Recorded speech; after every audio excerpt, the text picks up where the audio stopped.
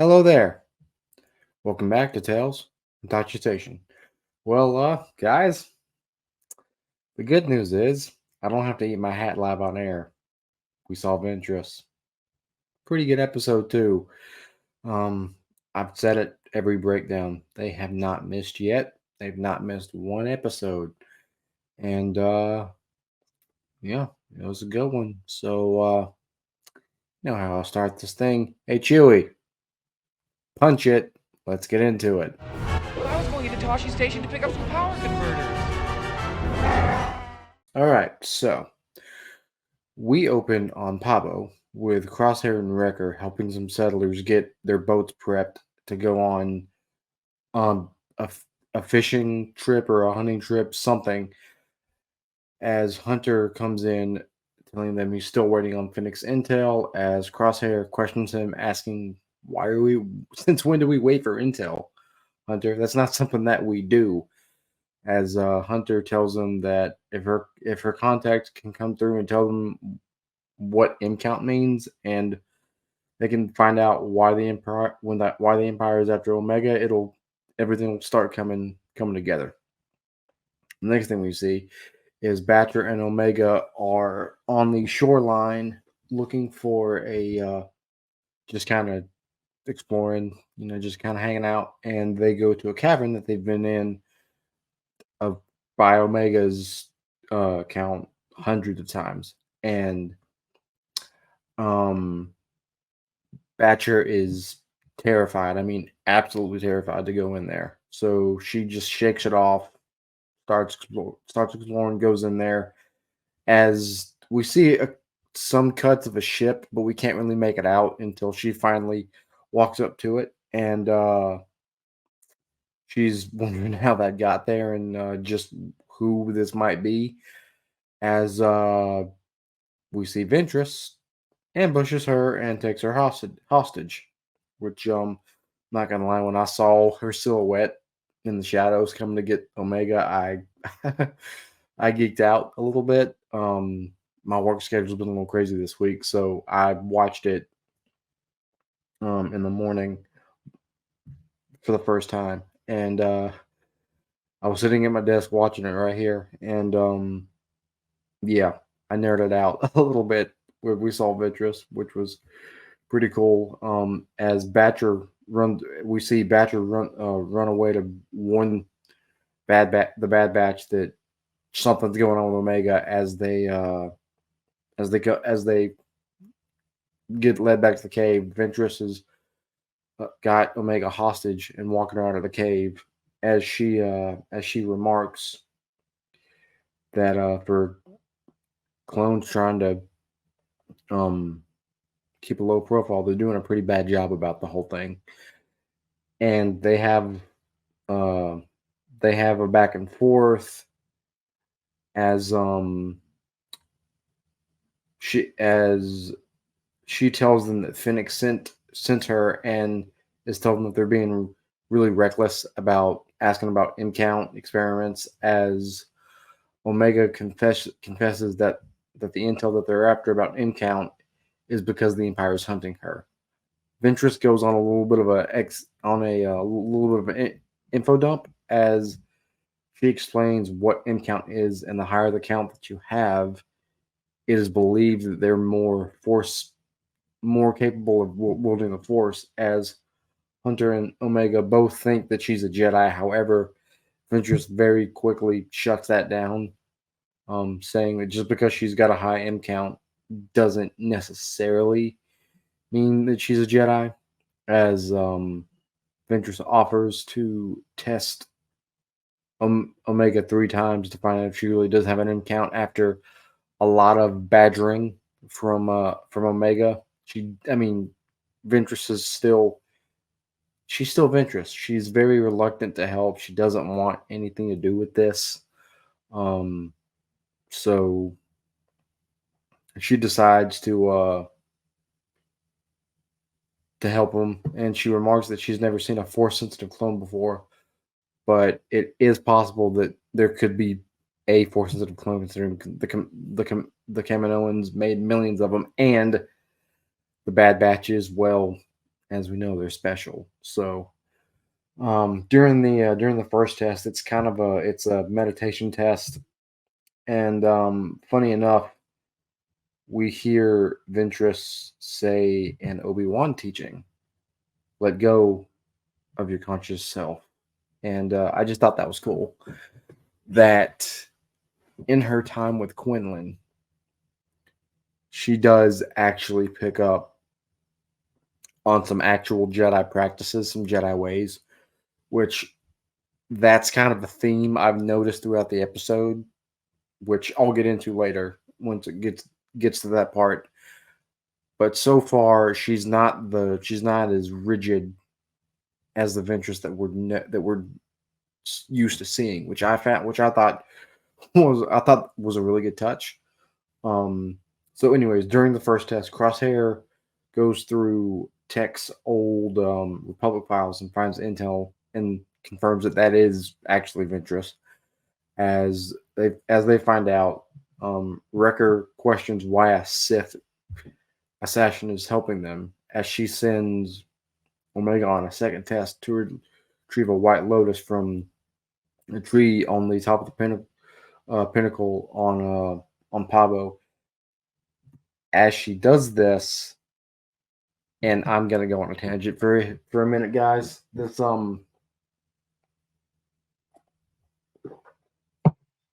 This might actually be quite possibly the best fight scene that we've seen in the entire series. The animation on this specific fight scene when Ventress goes up against all three of them at the same time, the animation's on point, and it's just the fact that she could solo them that easily gives me pause to what'll happen if we see Vader. If Vader shows up, he's gonna walk through not just them but the clones in record time. It's not even gonna be close. Um and something I liked is after they get their blasters back, we hear a swell of the Bad Batch theme, which I I thoroughly enjoyed. And something else I noticed during the fight, Crosshair's tremble wasn't there. At least I didn't see it, or they didn't focus on it. So I think that's a very, very small detail, very minute detail, but I did notice that his trimmer was gone. He wasn't shaking. He was more confident, and I think that might have something to do with it. That he's got to believe in himself for the trimmer to stop, to get over whatever mental hurdle that he's dealing with. But anyways, uh, Omega gets back, and uh, the thing is, when Ventress gets her lightsaber out, she still just continues to just beat the brakes off of all three of them, and that's evident when Omega comes back. Um, Crosshair's on the floor. Looks like he's almost incapacitated. She's holding Wrecker up with a force choke, and she's got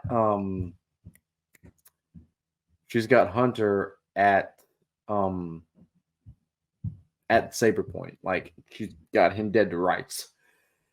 And I can't get it. I can't tell you guys and how much I truly did enjoy that fight scene.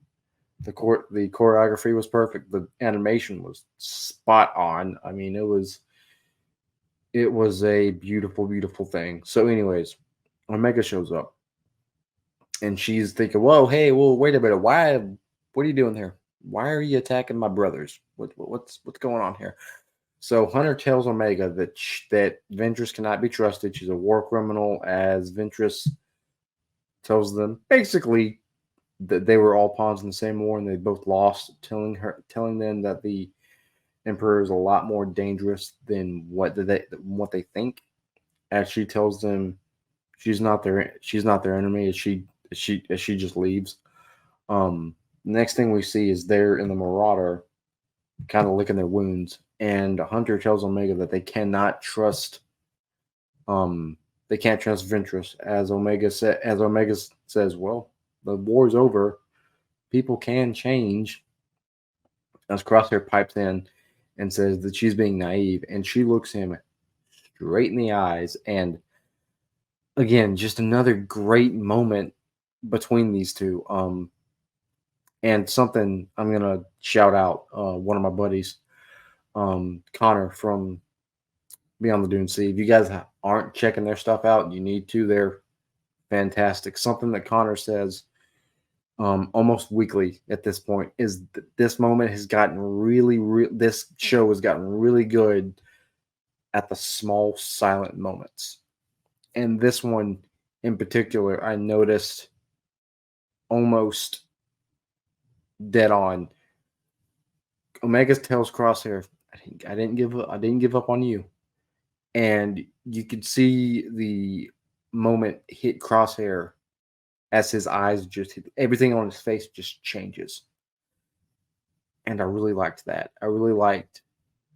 I mean, it's probably a 15-second, maybe less, probably like a 10-second back and forth between those two, and you can really see on Crosshair's face that he realizes that she's right, because if it wasn't for her, I wouldn't be back with my brothers. And so because of that, they say, okay, Omega, have at it. Let's see what we can do. So we go into Act 3 of this episode as Ventress greets Omega and Batcher on the shoreline, on the docks, as they go out to the middle of the ocean. Omega says that she thinks that Ventress is starting to like him, and Ventress essentially tells Omega that she's being annoying as they go out to the middle of the ocean without any kind of distractions. And I'm gonna echo back to what I was saying. But anyways, back to what I said earlier. This is the part where I noticed a departure from the Ventress that we knew in the Clone Wars. She seems to be more connected to the Force. She tells Omega to stretch out with her feelings, to connect with nature, as most Force wielders can connect with nature with no issue really. Omega tries to connect with the Force as the three space dads keep an eye on her. Omega starts to get frustrated and gives up, and this is what I was talking about. Ventress shows her how a Force connection works, which, coming from a character like Ventress, is completely out of left field. She was more calm in this episode. She wasn't, like I said, she wasn't as rigid. She wasn't as combative, is the word I'm going to use here. She wasn't bloodthirsty. She wasn't the Ventress that we know. And I think there's two reasons for that. A, Quinlan's effect on her. What I don't know. The book Dark Disciple is canon, and spoiler alert for those who haven't read, Dooku kills her at the end of the book.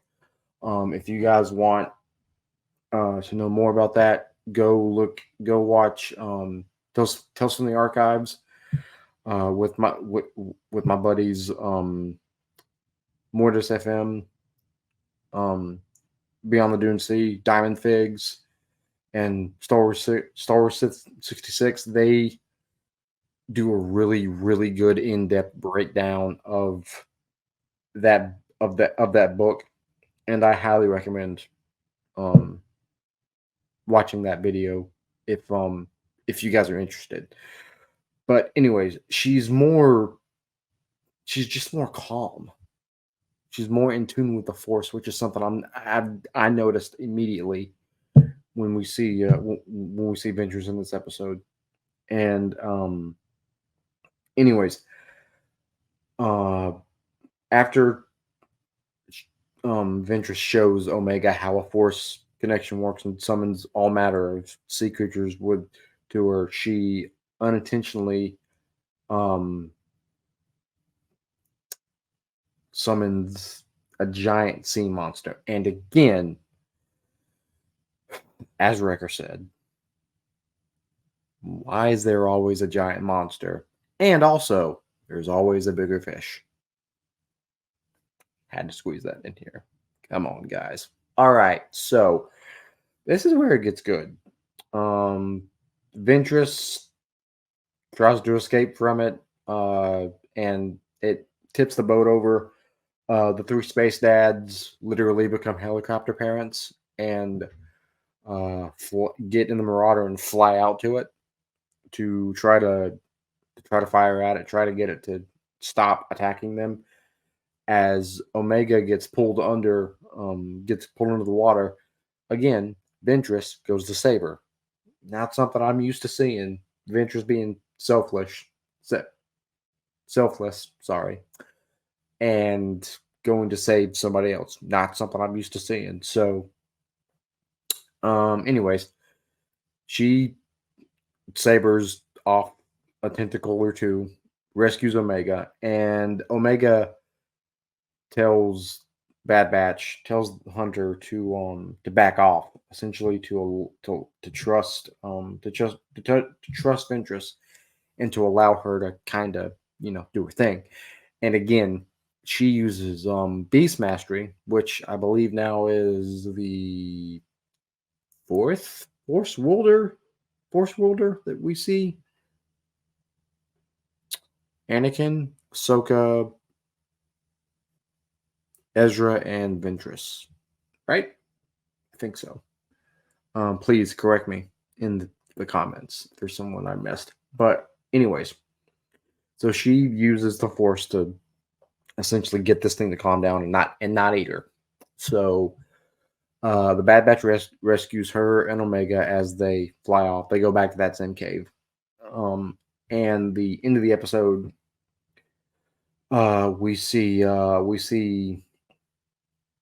there we go. That Ventress essentially tells Omega that she isn't Force sensitive, and she's not really sure why the Empire is after her. As Wrecker tells her, "Hey, don't worry about it. Let's go get some food."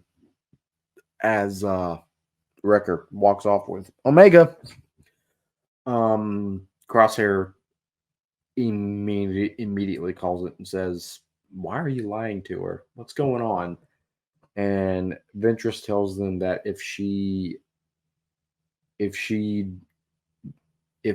does have an M count, a high M count, she would need to be trained. That means going away with her and away from them, and that's a sore spot with Hunter and Crosshair. More so Hunter than Crosshair. Basically saying that she's not going with you, she's staying with us. And Ventress basically says, "Yeah, well, okay then. But I found you guys. I can guarantee you that the Empire can find you guys whenever they want. You're not as safe as you think." As she's leaving, Crosshair, I think, yeah, it's Crosshair. No, Hunter. Hunter asks, what makes you think the Empire won't come after you?" And she essentially tells him, "Well, they can try, but I've got a couple lives left." As she leaves and the episode ends. But yeah, overall, I mean, I've said it in my last 7 episodes. They're hitting. Every single episode it keeps moving the plot forward. Every single episode is just going. And I don't think it's going to stop. Because next week we get a double dip. And I think we're going to see Pablo get leveled, razed to the ground, and destroyed. I think that's what's going to happen. I think the Shadow Clone whether it's Tech, whether it's Cody, whether it's whoever. I think that's what's going to happen in this next episode. In these next two episodes, we're going to see Pablo get destroyed, and they flee. They are on the run, and we are in the end game of the Bad Batch. So I think next week things are really going to pick up, and we're going to be in the third act of the series. I think it's going to be a good one. But my overall thoughts on this episode, I loved it. I mean, there were really beautiful moments with Omega and Crosshair again. Like I said, they've gotten really good at figuring out the quiet moments and how to really punch home what's going on with the characters. And I really enjoyed seeing Crosshair have that realizing moment that, Omega's right. I changed. And if it wasn't for her, I wouldn't be here. I wouldn't be back with my brothers. And I really enjoyed seeing Ventress. It wasn't Ventress that I knew. And that's mainly because I haven't read Dark Disciple. So I definitely think that her time with Quinlan had an effect on her. And I really do think that we might see her again. Maybe we see Quinlan next time because we know he's still alive because he's still alive, or he went through the path when Obi-Wan goes through the path in the Obi-Wan show. So Quinlan might still be alive then, or he might die before then, or what have you. I don't know. But I would say maybe we see Quinlan again. Maybe we see Quinlan and Ventress towards or at the finale. But yeah, overall, like I said, I think it was a really, really good episode. I loved it. And yeah, we'll see what else. We'll see what happens next week. And like I said, I don't think it's going to be pretty. I think next week's going to be a really dark episode. So yeah, that's my thoughts on this episode, guys. So you know how I do things. Till next week, may the force be with you.